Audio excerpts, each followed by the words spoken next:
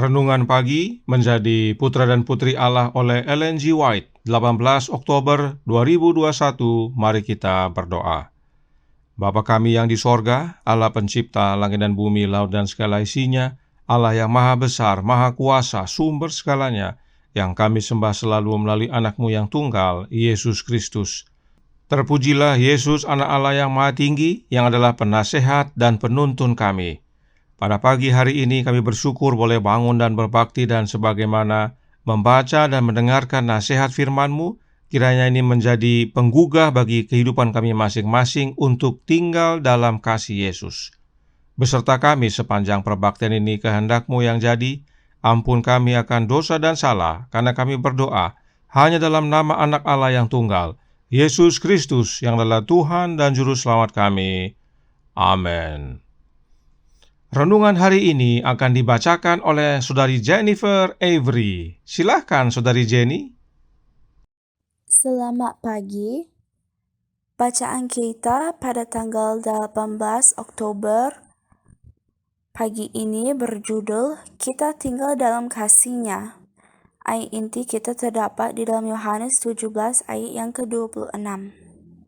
Berbunyi demikian: Aku telah memberitahukan namamu kepada mereka, dan aku akan memberitahukannya supaya kasih yang engkau berikan kepadaku ada di dalam mereka dan aku di dalam mereka.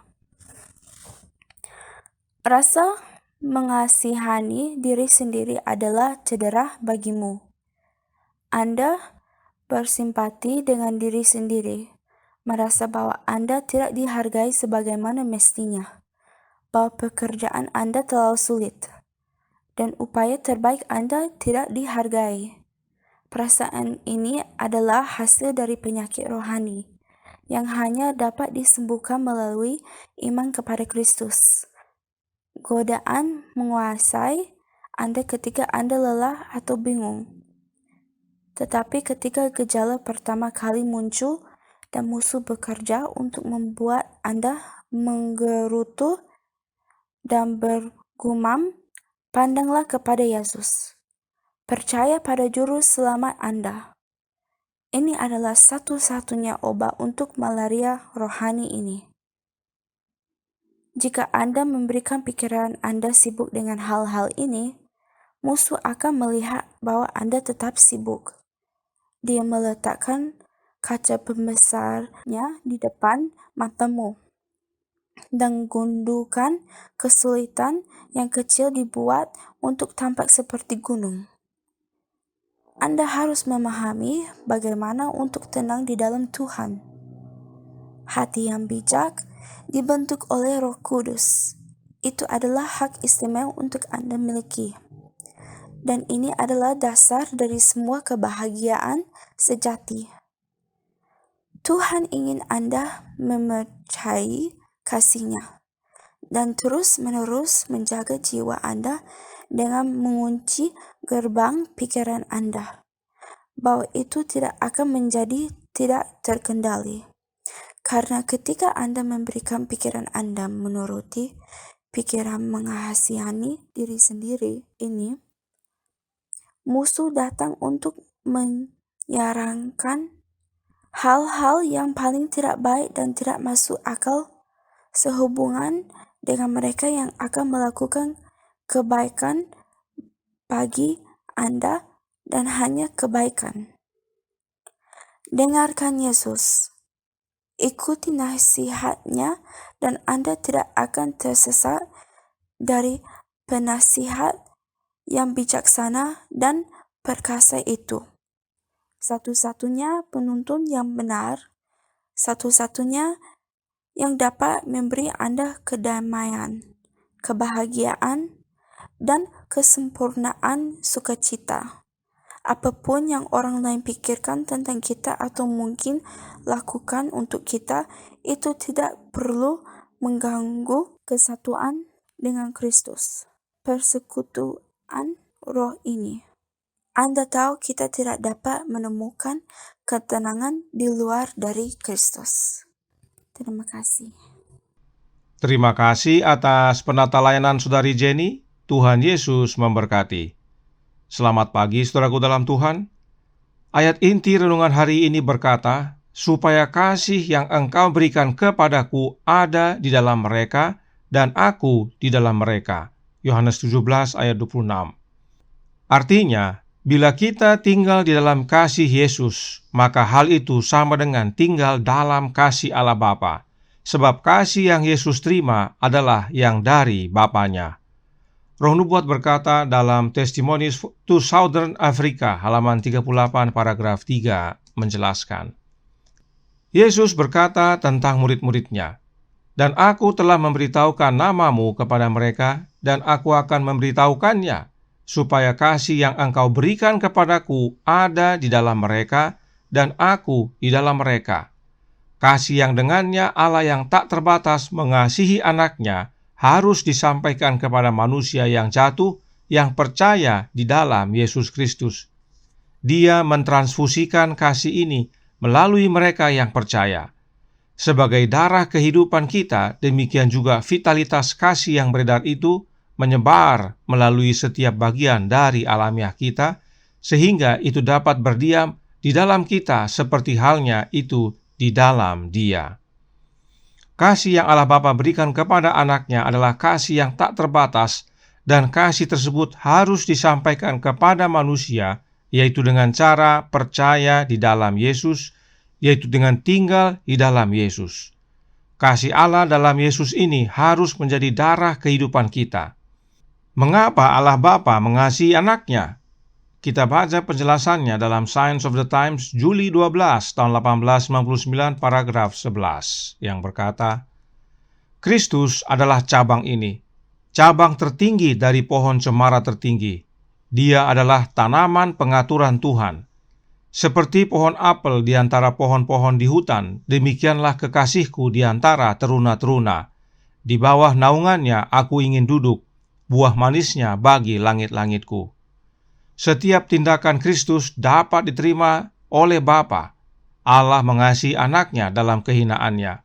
Bapa paling mengasihi anaknya ketika hukuman atas pelanggaran hukumnya dijatuhkan padanya. Inilah dasarnya mengapa Allah Bapa begitu mengasihi anaknya, sebab anaknya menurut kepada kehendak Bapanya. Yesus berkata dalam Yohanes 6 ayat 38 yang berbunyi, Sebab aku telah turun dari sorga bukan untuk melakukan kehendakku, tetapi untuk melakukan kehendak Dia yang telah mengutus aku. Inilah sebabnya segala tindakan Yesus diterima oleh Bapanya, sebab Yesus menurut segala kehendak yang Bapanya nyatakan kepada Dia. Kemudian, Yohanes 12 ayat 49 berkata, Sebab aku berkata-kata bukan dari diriku sendiri, tetapi Bapa yang mengutus aku, Dialah yang memerintahkan aku untuk mengatakan apa yang harus aku katakan dan aku sampaikan. Orang tua mana yang tidak merasakan kebahagiaan dan sukacita mempunyai anak yang menurut sepenuhnya kepada perintah orang tuanya dan melakukannya dengan benar? Nah, kasih yang seperti ini, kasih Allah Bapa kepada anaknya dapat menjadi bagian kita. Bagaimana caranya? Yesus sendiri yang jawab. Yohanes 15 ayat 9 dan 10 berkata, Seperti Bapa telah mengasihi aku, demikianlah juga aku telah mengasihi kamu. Tinggallah di dalam kasihku itu. Jikalau kamu menuruti perintahku, kamu akan tinggal dalam kasihku, seperti aku menuruti perintah Bapakku dan tinggal di dalam kasihnya. Inilah cara untuk kita dapat menerima kasih Allah di dalam Yesus tersebut, yaitu dengan menuruti perintah Yesus. Sebab demikianlah Yesus tinggal dalam kasih Bapanya, yaitu dengan menuruti perintah Bapanya. Yesus datang karena perintah Bapa, dan hidup di dunia ini berdasarkan perintah dan kehendak Bapanya. Itu sebabnya Roh Nubuat menyatakan dalam Testimonies to Ministers and Gospel Workers halaman 226 paragraf 2, berbunyi, Di hadapan manusia dan malaikat-malaikat, Kristus adalah perwakilan tabiat Allah yang di sorga. Ia mendemonstrasikan kenyataan bahwa apabila manusia bersandar sepenuhnya pada Allah, manusia boleh memelihara segala perintah Allah dan hidup, dan hukumnya menjadi seperti biji mata. Yesus tidak hanya menyatakan tetapi menghidupkan. Yesus mendemonstrasikan apa yang dimaksudkan dengan menuruti perintah Allah. Dan oleh kehidupannya yang menurut dengan sempurna kepada perintah Bapanya, menjadi teladan bagi kita dan dapat menjadi bagian kita asal kita tinggal di dalam Yesus dan Yesus di dalam kita. Roh Nubuat melanjutkan dalam Menjadi Putra dan Putri Allah halaman 142 paragraf pertama, menjelaskan, Ia mewakili hukum Allah dalam hidupnya, memberikan kepada manusia suatu teladan tentang apa yang akan terjadi pada sifat dasar manusia oleh penurutan kepada setiap perintah. Ia adalah teladan kita, maka tiap-tiap orang yang dianugerahi kemampuan menarik kesimpulan dituntut supaya mengikuti jejak kakinya, karena hidupnya adalah suatu teladan yang sempurna bagi umat manusia. Kristus adalah ukuran tabiat yang sempurna yang akan dicapai oleh setiap orang. Perintah Allah adalah hukum Allah, dan Yesus menurutinya dengan sempurna. Tidak heran Allah Bapa sangat mengasihi anaknya, dan kasih yang sama dapat menjadi bagian kita asal kita tinggal dalam Yesus, sehingga kita dapat menuruti perintah-perintahnya dengan sempurna, sebab Yesuslah yang mengerjakannya dalam hidup kita. Roh Nubuat berkata dalam Kisah Para Rasul halaman 475 paragraf pertama, jika kita tinggal di dalam Kristus dan kasih Allah tinggal dalam hati, perasaan kita, pikiran kita, perbuatan kita akan selaras dengan kemauan Allah. Hati yang disucikan adalah sesuai dengan ajaran hukum Allah. Jadi, bila kita tinggal dalam Kristus, maka hati kita diubahkan menjadi kudus, dijadikan harmonis dengan hukum Allah Bapa. Karenanya penting sekali untuk memiliki Yesus dalam hidup ini, yaitu oleh kehadiran Roh-Nya. Itu sebabnya Ellen G. White menuliskan dalam suratnya nomor 11A tahun 1894 paragraf 23 yang berkata, Roh Kudus adalah Roh Kristus yang dikirim kepada semua orang untuk memberi mereka kecukupan sehingga melalui kasih karunia-Nya kita dapat menjadi penuh di dalam Dia. Tuhan telah menetapkan bahwa kita harus selalu berada di bawah pengajaran dan pengaruh Roh Kudus. Kemudian kita akan menemukan bahwa hukum Allah itu kudus, benar, dan baik, dan kita akan belajar untuk menyenangi hukum Allah. Kita menyukai persyaratan hukum, dan dari hati kita memberikan kepatuhan kepada persyaratannya. Jelas sekali bahwa Roh Kudus itu adalah Roh Kristus, dan Roh Kristus ini dikirim untuk memberi kita semua kecukupan. Maka oleh Roh Kristus tersebut kita akan menyukai persyaratan hukum Allah dan patuh kepada hukum tersebut yang adalah perintah-perintahnya. Karenanya penting sekali untuk memiliki Roh Kristus dalam hati kita, dan itu harus diterima oleh iman. Maka kita dimampukan untuk membesarkan hukum dan memuliakannya melalui penurutan yang sempurna kepada hukum Allah Bapa, dan itulah wujud dari tinggal dalam kasih Yesus. Dan bila kita tinggal dalam kasih Yesus, maka itu sama dengan tinggal dalam kasih Bapanya. Oleh karena itu penting sekali untuk kita memiliki Kristus tinggal dalam hidup kita. Mau berbuah, kita perlu Yesus. Mau turuti perintahnya, kita perlu Yesus. Mau tinggal dalam kasih-Nya, kita perlu Yesus. Itu sebabnya renungan hari ini berkata, Menjadi Putra dan Putri Allah halaman 308 paragraf 4. Dengarkan Yesus, ikuti nasihat-Nya, dan Anda tidak akan tersesat dari penasehat yang bijaksana dan perkasa itu. Satu-satunya penuntun yang benar, satu-satunya yang dapat memberi Anda kedamaian, kebahagiaan, dan kesempurnaan sukacita. Kutipan yang penuh makna. Ellen G. White menuliskan untuk mendengarkan Yesus. Kenapa? Karena Ibrani 1 ayat 2 berkata, maka pada zaman akhir ini Ia telah berbicara kepada kita dengan perantaraan anak-Nya, yang telah Ia tetapkan sebagai yang berhak menerima segala yang ada. Oleh Dia, Allah telah menjadikan alam semesta. Allah Bapa berbicara kepada kita di zaman akhir ini melalui anak-Nya. Bagaimana caranya? Oleh kehadiran Roh Anak Allah, Roh Kristus dalam hati kita. Kemudian dikatakan, Yesuslah satu-satunya penuntun yang benar. Artinya hanya Yesus yang disebut penuntun dan tidak ada yang lain. Hanya Yesus sendiri yang disebut penuntun yang benar. Maka terjawab sudah kebingungan umat Allah saat membaca ayat berikut ini, Yohanes 16 ayat 13, yang berbunyi, "Tetapi apabila Ia datang, yaitu Roh kebenaran, Ia akan memimpin kamu ke dalam seluruh kebenaran, sebab Ia tidak akan berkata-kata dari dirinya sendiri, tetapi segala sesuatu yang didengarnya itulah yang akan dikatakannya, dan Ia akan memberitahukan kepadamu hal-hal yang akan datang." Kata memimpin dalam ayat ini sama dengan kata menuntun. Itu sebabnya dalam bahasa Inggris menggunakan kata guide, yang mana kata yang sama digunakan dalam Roh Nubuat. Dan memang sebagaimana penjelasan Roh Nubuat sebelumnya bahwa penuntun kita atau Roh kebenaran adalah Yesus Kristus. Kita baca kembali dalam manuskrip Releases volume 2 halaman 337 paragraf 1 yang berkata, "Yesus datang kepada Anda sebagai Roh kebenaran. Pelajari pikiran Roh, konsultasikan dengan Tuhanmu, ikuti jalannya." Jelas sekali bahwa Yesuslah Roh kebenaran dan Yesuslah satu-satunya penuntun yang benar.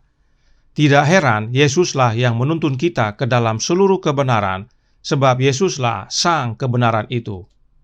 Dan dikatakan Yesuslah satu-satunya yang dapat memberi kedamaian kepada kita, sebab memang damai sejahtera itu berasal dari Yesus.